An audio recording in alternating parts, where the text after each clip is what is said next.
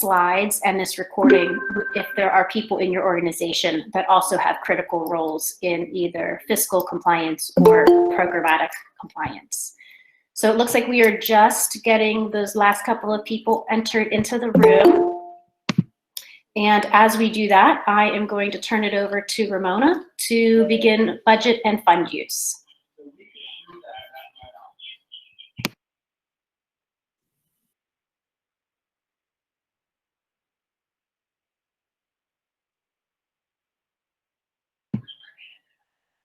Ramona, you're muted.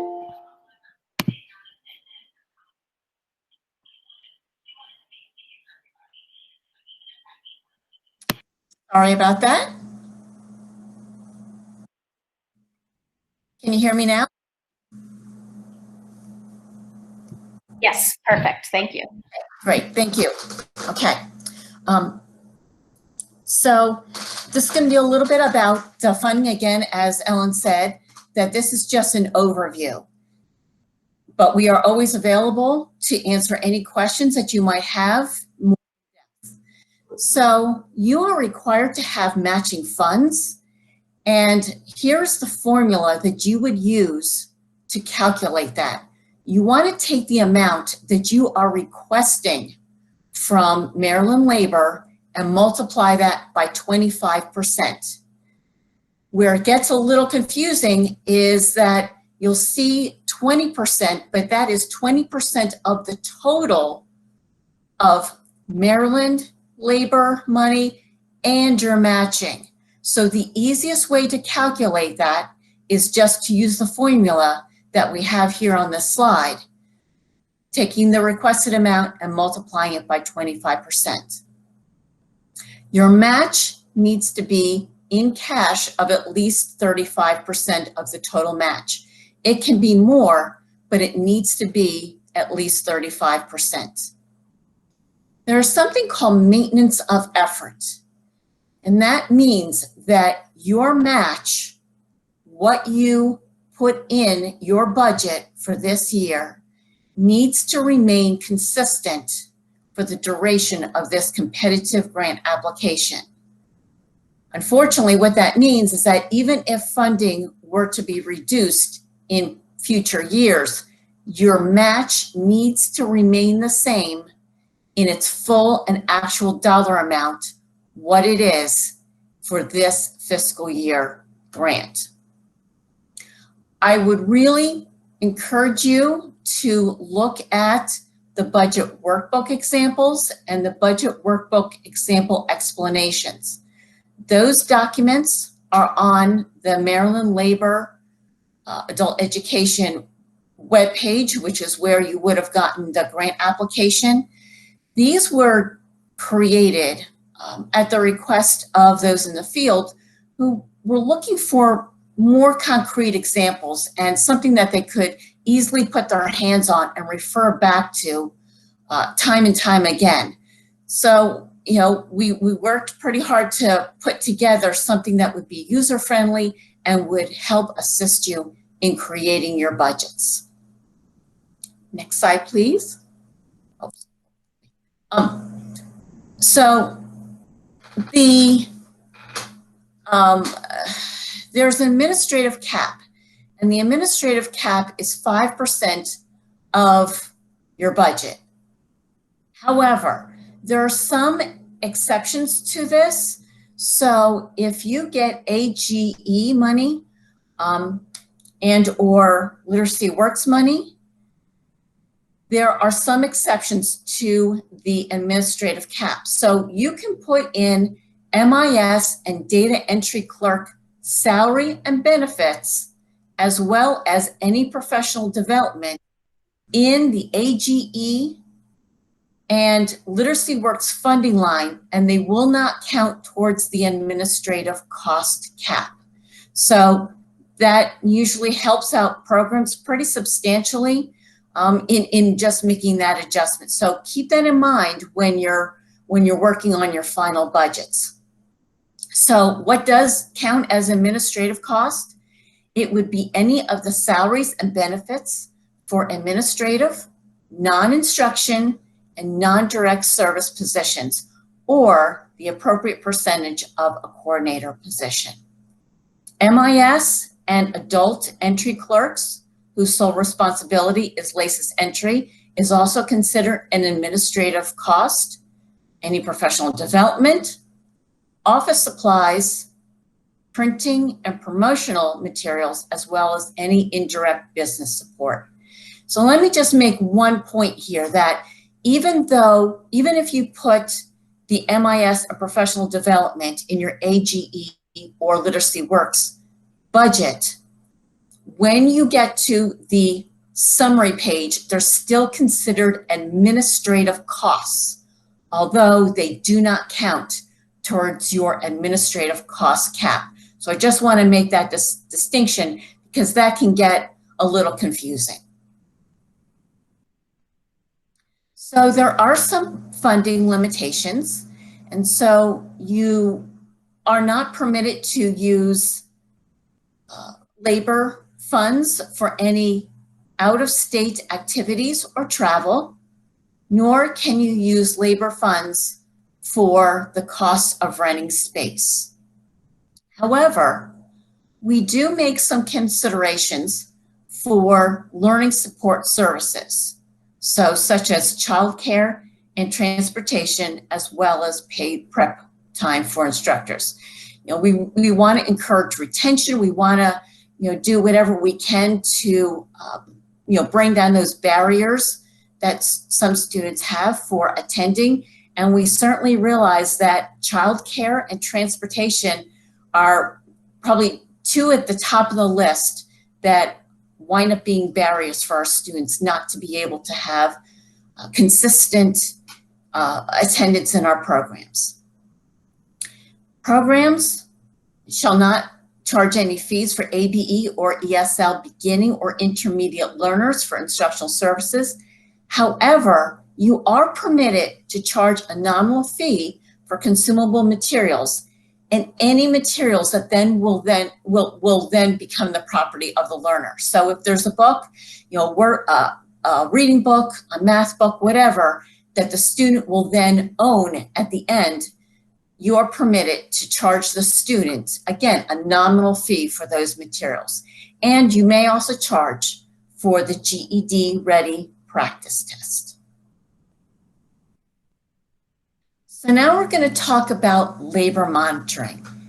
And let me just say this up front, and Terry alluded to this in his portion of the presentation, that our monitoring is not meant to be punitive or to be a gotcha. It's really meant to make sure that programs are complying with state and federal law. And I want to enforce that we're here to work with you, to help you out, so that if there's something that may need some adjustment or need some work, that we are here to work with you to make that happen. So I just want to reinforce that to, just to know that, we're on the same team. We're all working on this together. So within the Department of Labor, there is a monitoring and compliance unit, and they are solely responsible for managing the Division of Workforce Development and Learning and Adult Learning's compliance in general. So there's a fiscal monitoring and there's a program monitoring. And so our goal is to provide more effective data sharing between those two units. Obviously we're looking to ensure that there's fiscal integrity and just make sure that everything is on board. We're also looking to ensure that there's some checks and balances performed so that, it's not just one department, but, it's multiple units looking at your program. And again, just ensuring that everybody is compliant. So there are three kinds of monitoring. There's on-site, there's desk, and then there's focused. So we're first going to talk about on-site monitoring. So that consists of annual scheduling that is based on a couple things. So one of those is risk factor. And some of the risk factors that we might consider are things like a program who has a new administrator, or a program who has had findings in the past that we may want to do a more in-depth monitoring. Also, sometimes it depends upon the geography. So I'm just using this as an example. So perhaps we know that we're gonna monitor Allegheny. Well, because that's out in the western part of the state, we might decide to go ahead and monitor Garrett at the same time, just to reduce travel costs and just for simplicity's sake. And sometimes it depends upon the fiscal year. So the on-site monitoring is meant for us to come out and to look at your physical records and to make sure that what is in your records is what is in the LACE system. So most of you know this as the enrollment verification. So that's looking at your paper records, your LACES form, and the testing information, and making sure that that matches what was actually entered. We would also look at things like your attendance and make sure that the hours that the student actually attended match up with what was entered in LACES. And again, it's just to make sure that, systems are in place to make that information that's being recorded to, ultimately to the U.S. Department of Education is correct and accurate. So we also, when it's a fiscal monitoring, we would be looking at things like your general ledgers, payroll, grant scope of work, approval processes, accuracy of your invoices. That would be things like making sure that there's an order form, and then a packing list, and an invoice, and then proof that it was paid. And then timely submission of reports, and also budget expenditure compared with your internal controls. So desk monitoring is what we primarily do from our desk. So we would be looking at things like your memorandum of understanding and partner agreements. And so those would probably be more like what you would expect, the records you would have with IELCE or with your family literacy programs. We'd also look at, your policies and procedures, making sure that you have like a waitlist policy or an attendance policy. We review your fiscal reports and possibly any independent auditor's end of the year report. We would also look at what you projected as far as your enrollment. How many classes did you project that you would run? How many students did you project that you would serve? And then just looking at what you're actually serving. It's not meant to be, checking up on you per se. It's just meant to open up a conversation to see what trends are going on in your program, what's going on in your area, what might account for a shift in the students that you're serving. And maybe we can provide some suggestions as to, how you might want to approach the offering of your program, maybe your marketing. Again, it's just a way for us to open up a conversation for us to look at what's going on. And then the third type of monitoring is a focused monitoring. And that's based on if there is some issue or some concern that we might have that we might need to really sort of narrow in and hone in on that specific issue. So if we find, and I'm just making this up, that you don't run any ESOL classes, but you're reporting that you're purchasing ESOL books, we might want to follow up on that and see what's going on in your program. It doesn't necessarily mean that you're doing something wrong. It just means that we need to be kept up to date with what's going on in your program. And again, if there's anything that needs to be adjusted or corrected, we're here to help you make those adjustments. So here is what you can expect from us. So you can expect from us some assistance with regulations and requirements. And we know that this is an ever-changing, every day it's a new game almost. Hopefully things will settle down soon. But as information comes available to us, we disseminate that information, whether it's about online testing, whatever changes are happening that we're aware of. We try and get that information out to you as quickly as we possibly can. You can also expect on-site and remote technical assistance in regards to fiscal and programmatic issues. You can also expect training on an as-needed basis. Doug last year offered up data training for every program and went out and did training on site. It'll probably be a little bit more remote now, but it's just it was a way for programs to become a little bit more skilled and have a better knowledge base about what they can do with their data, how they can look at it, and then looking at it, what adjustments they might need to make within their curriculum and their offerings and how they deliver instruction. You can also expect an annual on-site monitoring of your program activities. In some cases, that'll be more formal, and in some cases, it'll be more informal, but that's just a way for us to come out and to see what's going on in your program. So with that, you could expect some classroom observations where we would just want to see what kind of instruction is being delivered. And it's just a way for us to know a little bit more about your program and what's happening.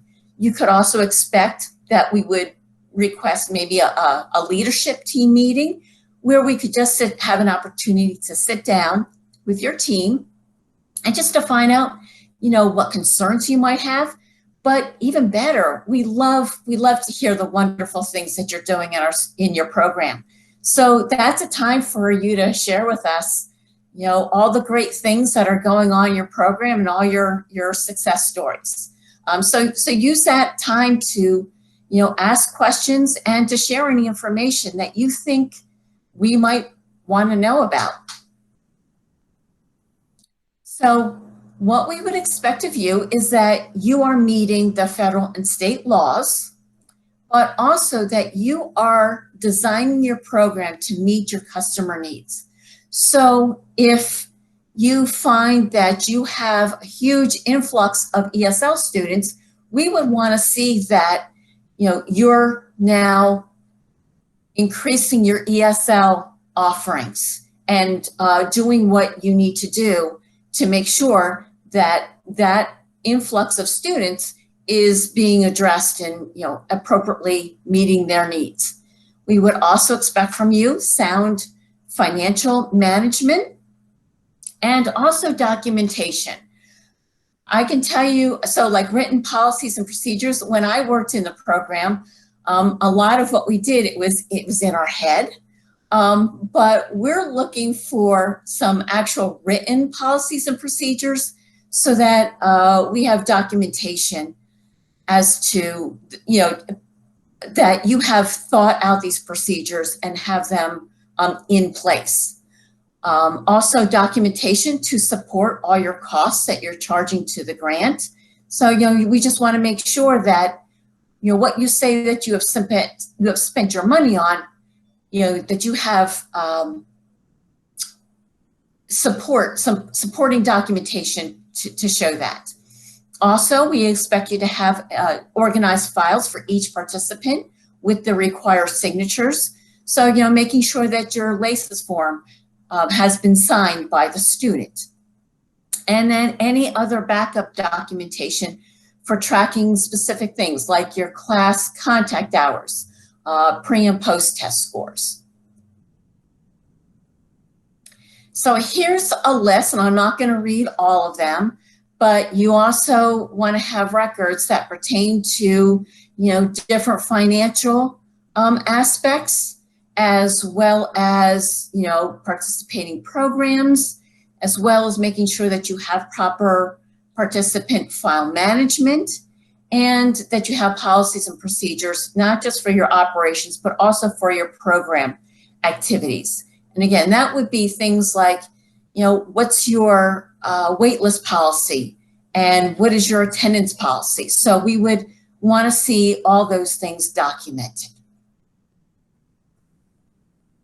So the bottom line is that the state monitors are just looking for your backup documentation and approval processes to just support your expenditures.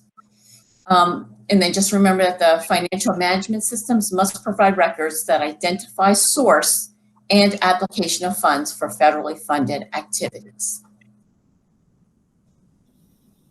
So after the review monitoring has been completed, you can expect to get a report that will highlight our observations. So the monitoring report will include things like the goals and the scope and the standards for the monitoring process, as well as any specific concerns or observations that were found, as well as an expected response or corrective action needed from the grantee. So for the corrective action, we're just looking for, how you plan on correcting whatever findings that there were. Doesn't mean that you have them necessarily in place already, but just that you have a plan. And then we will follow up at a later date to make sure that those corrective actions actually did occur. So if you say that you're going to have a training to correct something that's not been being reported correctly as far as the student contact hours, we would just want to make sure that that is actually happening. So going to move to fiscal and record compliance. So you are required to keep your records for 5 years, and that includes any records that you have about matching funds. So that gets included. You're also required to keep your records for students that are under 18, that they have been officially withdrawn from school, and that students who are 18 years old must not be enrolled in the K-12 system. And I'm going to get to those last two bullet points a little bit more in depth when I cover the Compulsory Attendance Law. So now we're going to talk about the monthly cash requisition. So at the beginning of the fiscal year, you are going to get the monthly cash requisition, or we call it MCR, template. So you don't have it yet, but you will receive that. So programs are going to receive an email from the financial coordinator, and that is Vanessa Wiggins, around the 25th of each month, requesting your submission for the next, for the subsequent MCR. So then your MCRs are going to be due back to her, meaning Vanessa Wiggins, and her email address is there, by the 11th of the next month. So if you're submitting your MCR for February, it would be due by March 11th. I can't stress this next bullet point enough. You are strongly encouraged to submit your report accurately and completely, but also each month.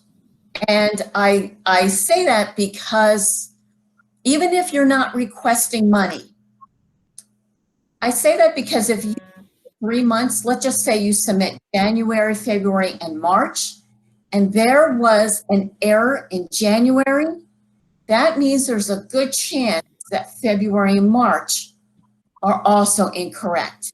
So it just makes it so much easier for everybody, really, especially you, if you submit them every month and just keep up with that process.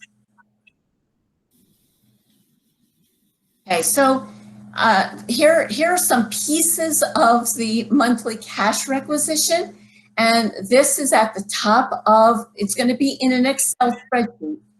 And so this is at the very top, and you're going to complete the grantee name, your address, the grant period is going to be July 1st, 2020 through June 30th, 2021.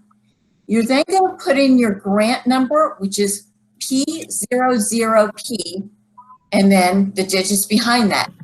That is the number that you are going to find on your grant, your notice of grant award. You're also going to put on the vendor number, which starts out with 1-520 and then multiple digits behind that. And that number is also going to be found on your notice of grant award. And then you're also going to put on the report month. So these are the bright yellow highlighted section. This is the portion that you're going to fill in.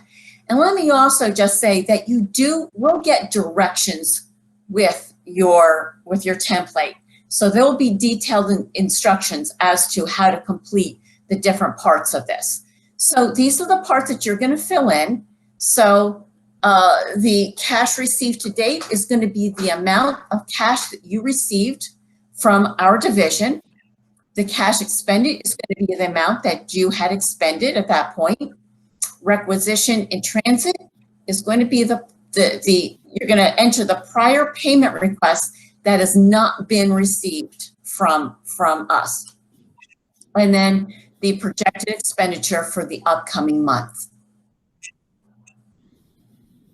So at the top there is the formula, and this is what it looks like. That's that yellow section. That's the entire length of the worksheet. So it will automatically calculate the payment amount, but there's the formula so that you can see how that is calculated.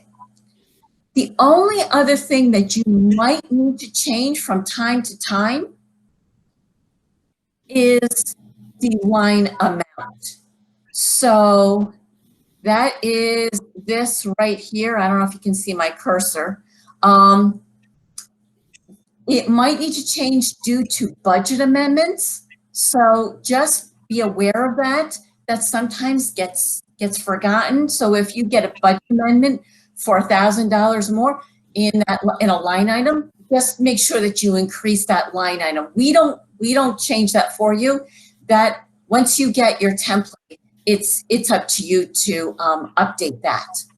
Signatures must be in blue ink. Please remember that. You want to make sure that you work with your finance personnel. Just be aware that ultimately you are responsible for the funding and what comes out of which line item. So just make sure if you look at it and something doesn't look right, go back to your finance personnel and work with them and see what's going on and make sure that you're both on the same page. So just want to remind you that state funds must be spent by June 30th. And federal funds must be encumbered by June 30th and spent by September 30th. So as far as reporting, there will be a quarterly report, which will be an administrator's data review.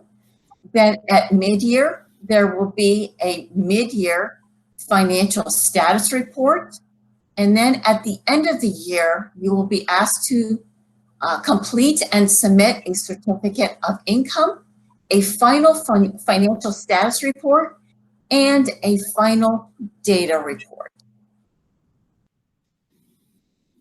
And I am going to turn this over to, I believe, Helen. Yes, good morning, everyone.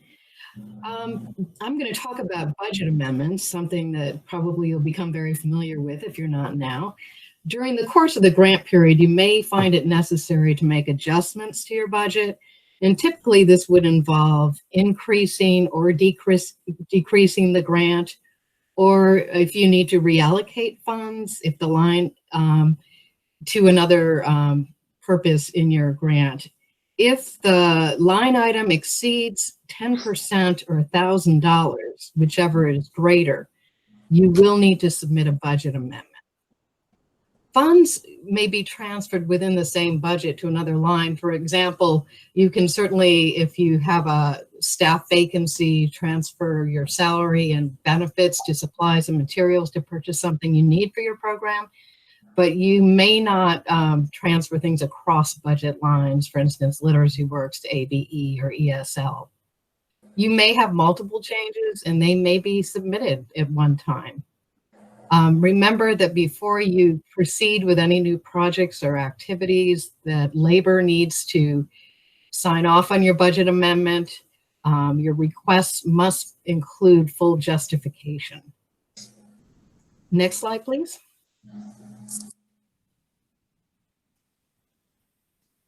There are 3 budget forms that you will submit with your budget amendment, the C-125A, and you can see these are very tiny down here, but these are the forms, the C-125B, grant change request, and then the C-125, which is your budget summary page, which should be familiar with you after having done your grant. This is one of the budget pages we always use.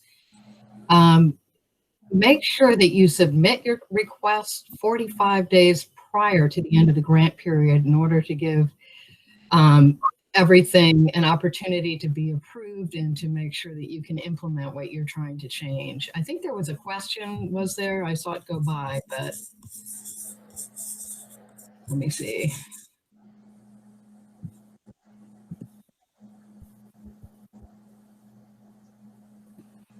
The question is from Dawn. I see it now. If you're moving funds within the same category in the same budget, if it's within the salaries, no. But if you're moving them to another category or program or object code, you would. Is that what your question was, Dawn? Readjusting salaries within the same?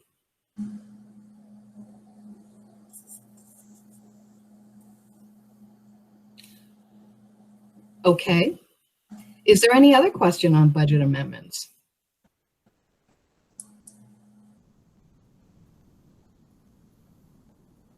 Okay, thank you. I'm going to turn it over for data compliance. Good morning, everyone. This is Doug. There'll be considerably more information on data on the 4th session on Wednesday. This is just some brief information about compliance with our data. A reminder that all LACES data must be entered monthly at a minimum. So that means that from the date of an attendant or from the student registering for a class or anything that happens that would be collected to enter into LACES, no more than a month should pass. A lot of programs are able to do this more frequently, daily, weekly. We understand that for some programs that's really challenging. So the bottom line is that it must be entered within a month. Student records, which you must maintain, of course, for data monitoring purposes, must include at minimum a signed LACES intake form or local adaptation. By adaptation, we mean that in this period of allowing registration electronically, there are some other ways to do that other than having the traditional blue signature line. Whatever that is, you must maintain a record of that.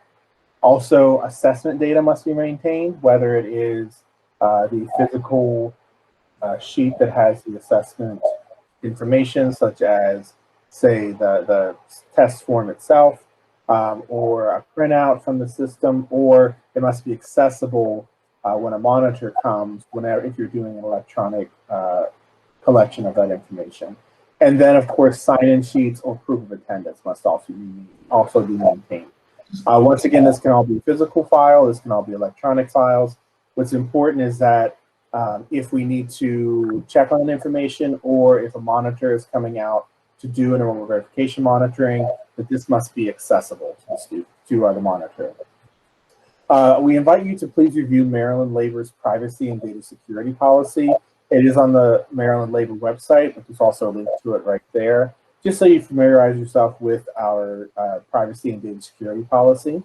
And also from that, with this fiscal year, at the start of the year, I will be having all users of LACES complete the confidentiality certification at the start of this fiscal year.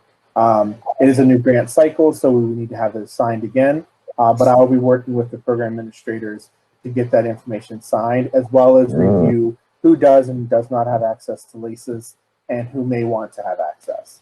While I was doing that presentation, there was a question that came in. It says, are we doing quarterly reports or trimester reports? When it comes to data, we are doing quarterly reports starting with this grant cycle. We'll see what those reports look like as we get closer to that, but these will be quarterly data reviews where you will be providing basically table 4 and some other brief information on the data of your program so that we can make sure that everyone is looking at how their program is doing in terms of data analysis. But more information on that will be coming out a little bit later.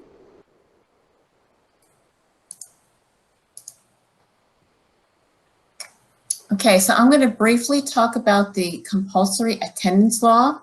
So here is the law in a nutshell, that each child who resides in the state and is 5 years old and older and under 18 shall attend a public school regularly during the entire school year. So here, whoops, I didn't mean to do that. Here, if you click on this, you'll get to another link that takes you directly to the Compulsory Attendance Law in Maryland. There are 14 reasons why a student is not required to attend the K through 12 system. For our purposes, you can accept a student for 10 of those 14 reasons.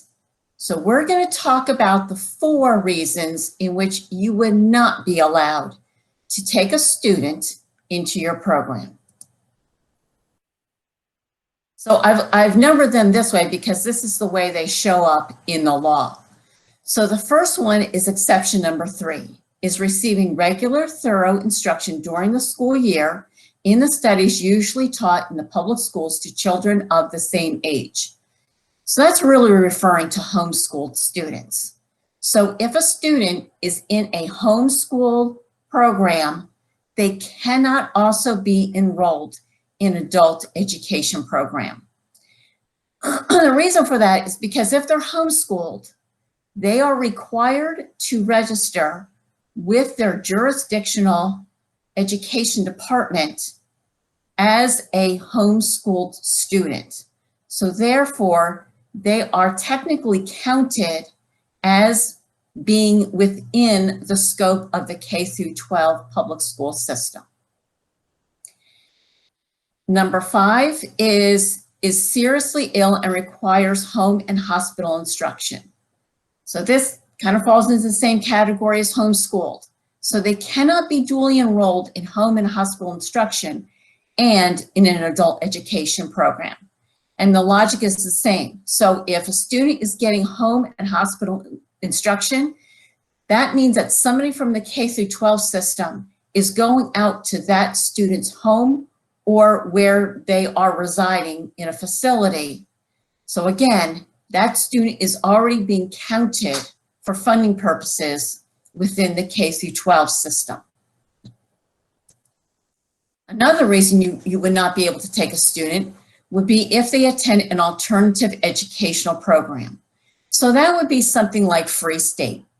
So those programs are specifically designed not to keep the student, not to take them out of the K through 12 system permanently, but it's meant to take out a student who may need some special services or some special attention. So they might go into these programs with the intention that they will then return to the regular K through 12 system. So it's sort of meant to be a relatively short-term solution. Exception number 11 is pretty much the same thing as number 12, except they added in that the student is pregnant or a parent. So here's what this means to you in a nutshell. If the student is 16 or 17, they have to demonstrate that they have been withdrawn from the K-12 public school system or from the public school last attended. So programs do it different ways. There are some programs that have created their own form. There are some that go to the school system and ask for some documentation from the school. Each jurisdiction handles that differently. There are some in which you have to go to the county Board of Education. There are some where you go to that school directly. Regardless, you need to be assured that that student is legally sanctioned to be in your program. So you need to make sure that you have that proper documentation. For a student who is 18 years old, they need to show that they are not currently enrolled in the K-12 system, but they don't have to demonstrate they are withdrawn.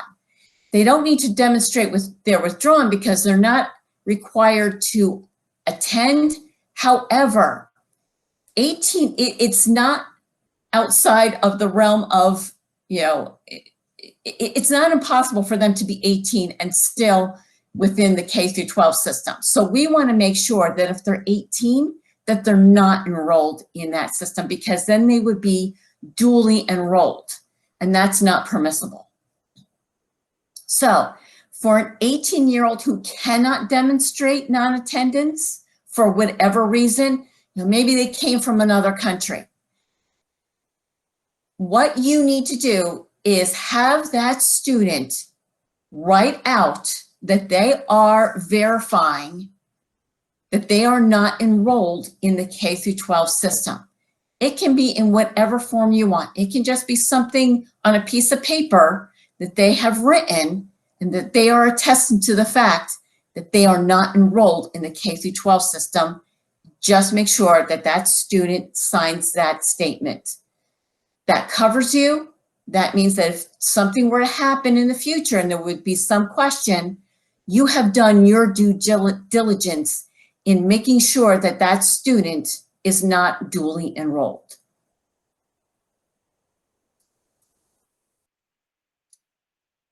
And now we're going to go to IET. Good morning. So for this, beginning in FY21, we are requiring that all programs provide access to an IET for all students. So you may be questioning, what is an IET?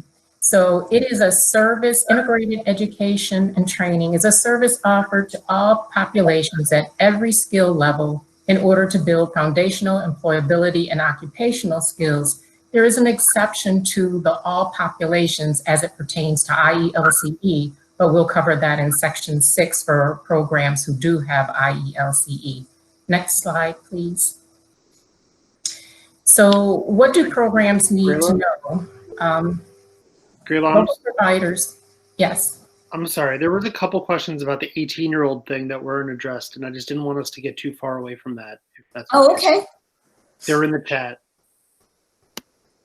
If somebody could read those off to me, that would be great.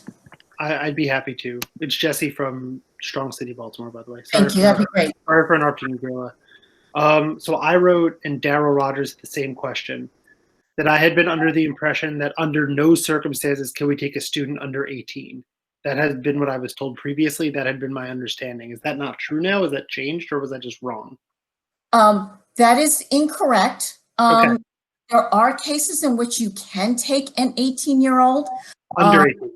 I'm sorry, yeah, under 18. For example, one of the exceptions is if the, and I'll use this terminology, if the student has been administratively separated.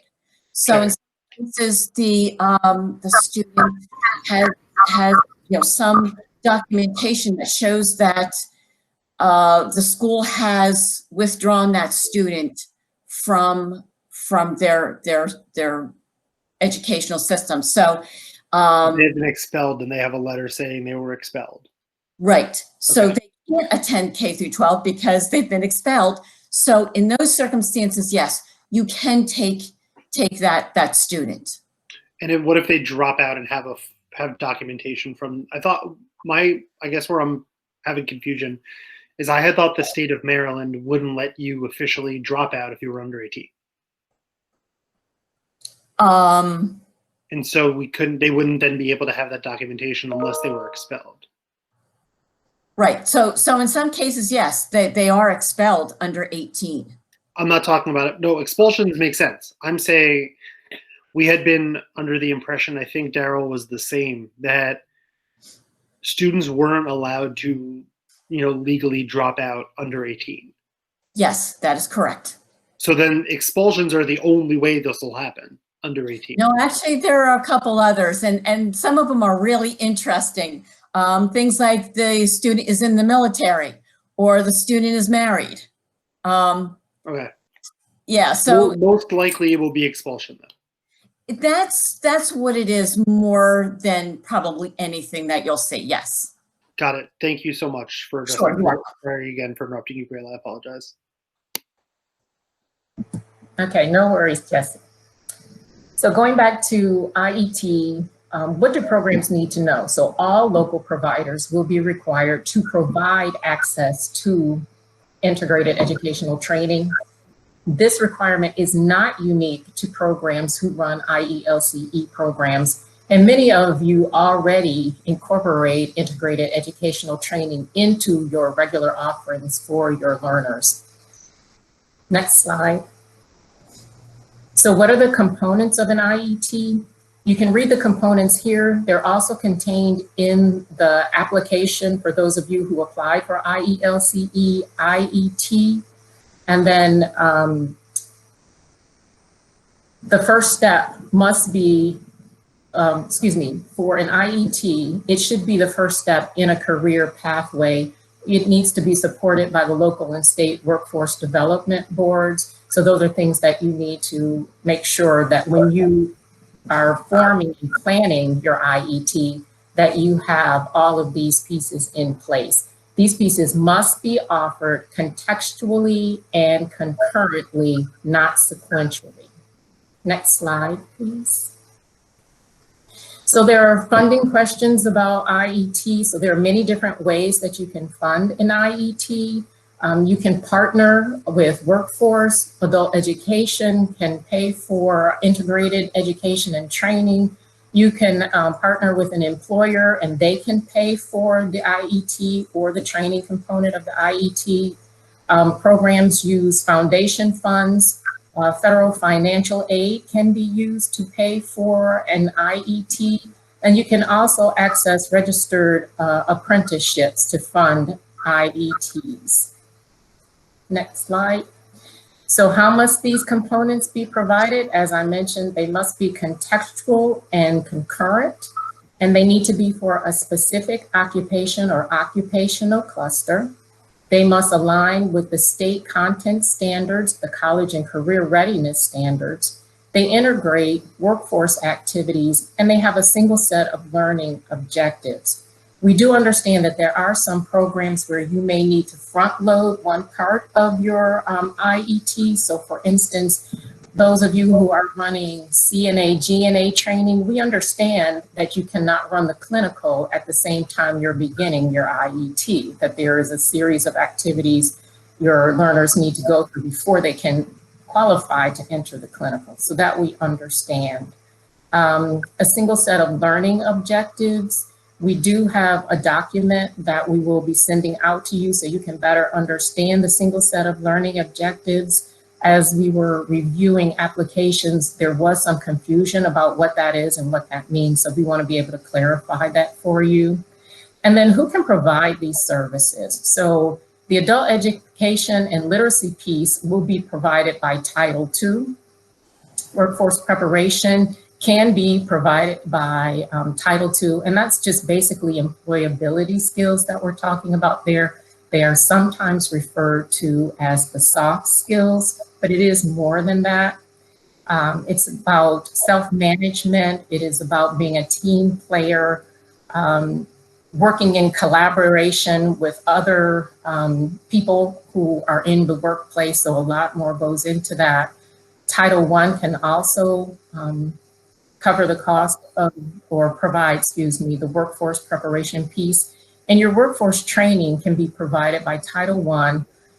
Any of the eligible training provider list partners, and I do have a link there for those of you who are not familiar with the Maryland eligible training provider list. You can click on that link and it will take you there.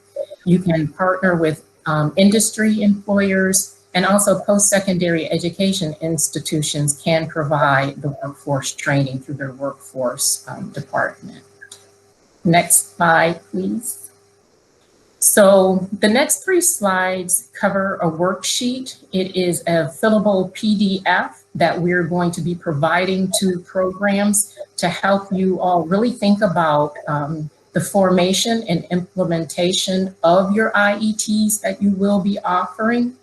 And we will be taking a look at these. So the department will be taking a look at these. And this is basically your, whatever your team is that is working on the formation and implementation of your IET. So your instructors, your training partners, your transition specialists, career navigators can all work on this form together and fill it out. And it helps you track what you're going to do, what your goals are, what your objectives are, and it clarifies all these pieces for you so that you're not missing any pieces or that you're not leaving anything out that needs to be required. So I'm going to ask Ramona to go to the next slide. So here on this part of the form, you can list your activities, the materials that are going to be used, and you also have your timeline here. So each of the 3 components, the adult education and literacy, the workforce prep, and the training need to equal 100%. So maybe your adult education at one point is, say, 75%, and then your workforce prep might be 20%, and training is only 5%. And then that may change. So you change it, and then so that workforce prep maybe is now 25% and training is 75%, adult education might be 5%. So that can change, but you're keeping track of that. All 3 components need to be offered for the duration. So at no point in time would your adult education and literacy piece end, and then you continue on with workforce preparation and training. That component, adult education and literacy, must be present for the duration of your training, which includes the workforce preparation and the actual content training. Next slide, please. So for your classes, you can list the support services that are being provided for your students, the employment placement activities, and this is where your transition specialists and your career navigators would really be taking an important role in this. You can have your list of class, the name of your students, the agencies that is providing part of your training, and your training costs. That is another thing that we're going to be looking at. How much is the training costing for each student, and keeping track of that. So we will be sending this form out to our programs. Once again, it is a fillable PDF that you can have, and we will be looking into it.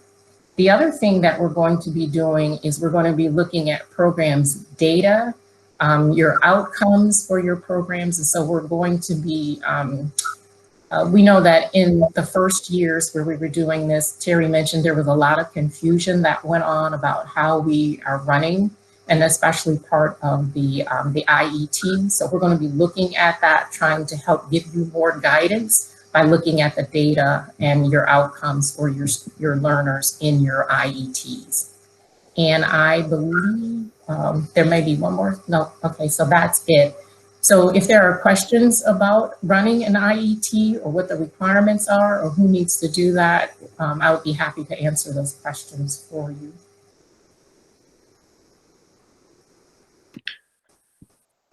Hi, Grayla, it's me again. Hi, Jesse. are we able to use, if we have to pay a partner to do those, are we able to use labor funds to pay the partner? You actually want your partner to pay for the training. That's We want why to be you're in going to kind partner. thing or, okay, Right. okay. That's the purpose of the partnership, to get them to pay for it. I guess that makes sense. Thank you. You're welcome.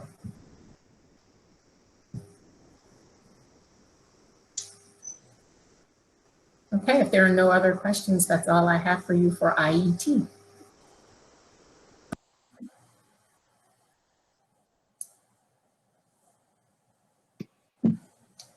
Okay, thank you. Let's leave the chat box open for just a couple more minutes to see if there are any questions.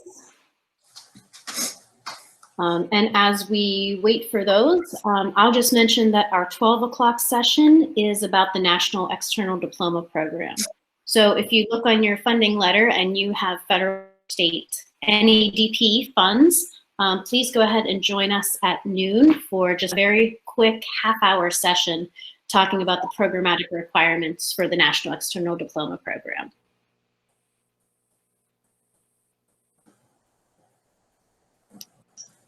All right, we did try to address all of the questions in the chat box. Please know that it is hard to both focus on the slides, the presenter, and the chat box, but we tried to do our best.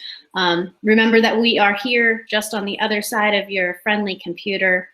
If there's something that you asked that we did not get to, I will try to quickly scroll through before we close the meeting out too. Okay, so Angel, just to clarify, if we have IELCE, IET opportunities, as long as they are open to all students, that counts for this IET requirement. Is that correct, Grayla?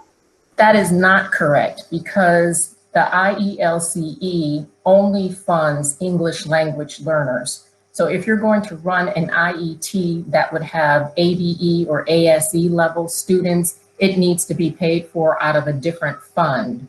So if you're paying for it out of partner funds are paying for it, something like that, then you can have a combination of learners in that IET, but you cannot pay for non-English language learner students with IELCE funds. Yeah, thank you for that clarification. Also, it looks like Emma and Jesse both have the same question about when our partner doesn't have funds to pay for training, should we use our own funding for it? You can use Title II funds to pay for an IET. It's not the best use of your funding. So you really want to try to partner with people who do have funding or who have a certain level of expertise that you cannot get anywhere else. So yeah, you want to think about how you're spending the limited amount of funds that you have. So be selective in your partners. Yes, strategic in your partner choices.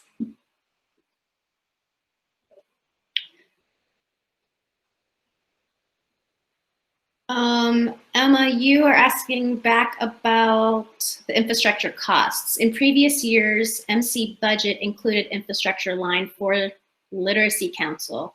How will this year work within the budget?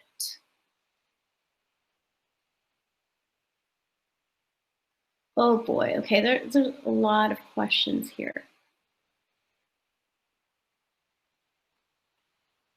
So I don't believe Terry's on, so I'm going to take a stab at this. And Terry, if you are on, feel free to jump in.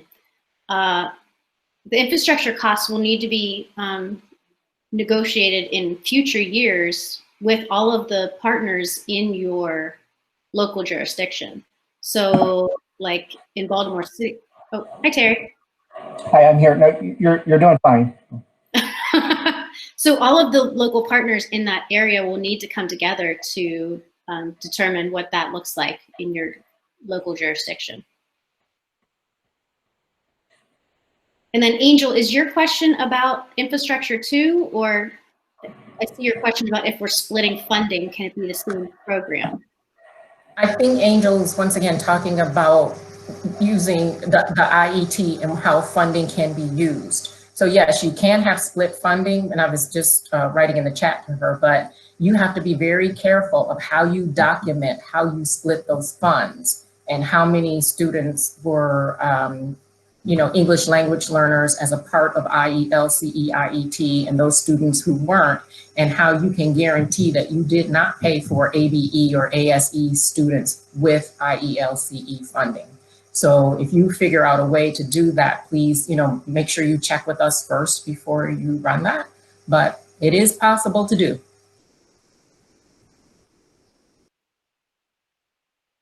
Questions about infrastructure costs. So Terry, I hope you didn't go very far. So right, Elaine, there is no budget line for infrastructure costs anymore in this grant process. Yeah, Ellen, this is Terry now. And again, I know we Where do those funds come from in the grant? The state is no longer able to pay the infrastructure costs on behalf of local programs. This was a decision that was made by Pat Tyler back in late 2016, early 2017, and it was intended by her to be temporary. When I started, of course, we honored it the first year, and then we honored it in 2 subsequent years. We received a finding from Octave last year because we were doing this inappropriately. And it's sort of twofold. One, we should not be using state funds to pay local infrastructure costs. That was the gist of the finding that we had, and we had to stop that. Secondly, if there had not been a finding, we likely would have stopped it anyway. I'm being very, very transparent with you. We need those funds to fund the state office. And in the past, we had carryover funds that we were able to use year after year. Those funds have been depleted. And the $145,000 that we as a state were paying on your behalf statewide to your Title I partners is something that I now need to have in our state office to fund our state staff. So that there's really two reasons why we had to stop that. Now, there is no line this year because we're not giving you a line dedicated for that. Previously, a number of Title II partners, not all, but a number were designated as pass-through entities. Again, incorrectly, we weren't supposed to be doing that, but we gave you dedicated funding that you would then, in essence, hand over to the Title I partner. We're no longer doing that. Where does that come from this year? It comes from your existing grant funds. You treat your Title I partner as you would any other vendor. So where can you get it from? You can take it from Literacy Works. It's a permissible state expenditure, and it's a permissible federal expenditure. So you can take it from anywhere in your grant allocation, from any line item. The most flexible is likely going to be Literacy Works, but of course then that means you're using those flexible funds for infrastructure costs and not for something else that you want. So you can choose another federal item, line item if you like. It's a permissible expense as in both state funding and federal. Again, I'm happy to have a conversation with you individually if that's not clear. But again, the state cannot pay that on your behalf any longer. It's technically illegal for us to do that. So there is no longer a dedicated line item coming from the state specifically for infrastructure costs.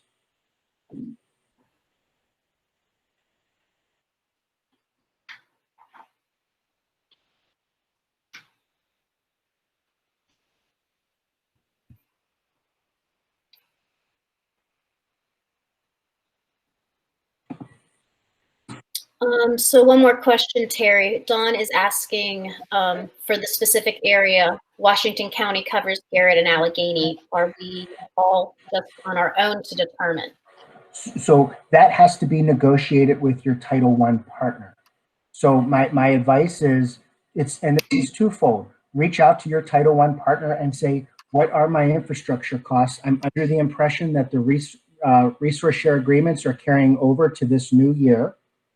That we don't need to renegotiate those. What is my Title II infrastructure cost? If there's any type of difficulty with that, then certainly we will help, and it's our obligation to do that on your behalf. but it's your initial obligation to reach out and negotiate with your Title I partner. This is something that should have happened 3 years ago. And again, it didn't because we put this intermediary process in place. But this is something that should have been happening for the last 3 years. It hasn't, and I acknowledge that it hasn't happened because we were able to pay these costs on your behalf. You need to talk to your Title I partner. If you're not able to reach agreement, or if you think that what they're charging you is overstated, or in any case, you find it to be difficult to come to a consensus with them, then reach out to us and we will negotiate on your behalf. If there's multiple partners, they have to work with multiple partners. And again, this is part of WIOA. Title I and Title II have to talk to each other. Reach out to your Title I partner. They should be invoicing you for those infrastructure costs. Question from Kim Sansone. Does the infrastructure cost go against the 5% administrative cap? Is it an indirect business cost?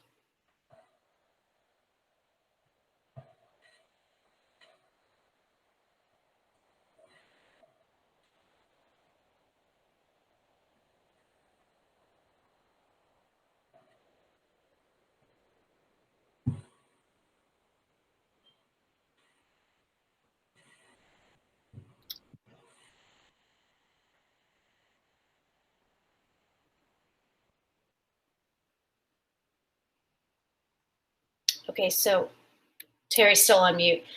Kim, we will have to be flexible. Sorry. Was there a question for me? I'm sorry.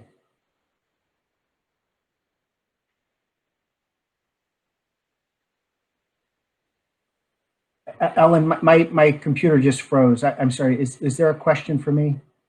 Does the infrastructure, so Kim's just asking if the infrastructure cost is considered part of the 5% administrative cap. And It should be. So the short answer is yes, it should be.